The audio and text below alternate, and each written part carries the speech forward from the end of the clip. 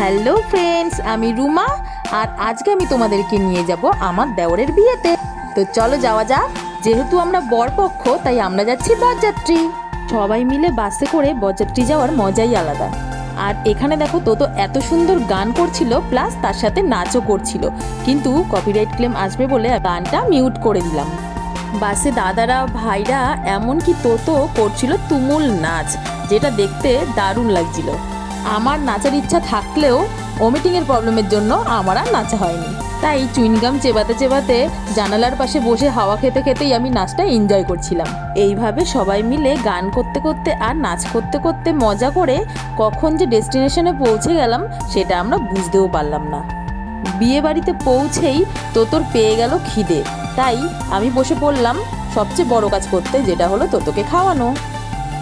বরবউয়ের সাথে কয়েকটা ছবি তুলে এসে তোতোকে খাইয়ে আমি আর পুচকিও বসে পড়লাম খেতে। খাবার দাবারগুলো হয়েছিল ভীষণই ভালো। খাবার খেয়ে বাইরে এসে দেখি তোতো আর তোতোর পাপা করছে নাচ। আর তোমরা এখানে ছোট্ট তোতোর ডান্স মুভগুলো জাস্ট দেখো।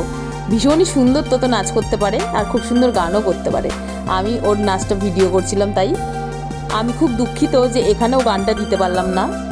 আমি পুচকি আর দিদি মিলে দাঁড়িয়ে দাঁড়িয়ে ওদের নাচ দেখছিলাম আর ভিডিও করছিলাম। এই প্রিন্সেস ড্রেসটা পরে তোতোকে লাগছিল ভীষণই কিউট।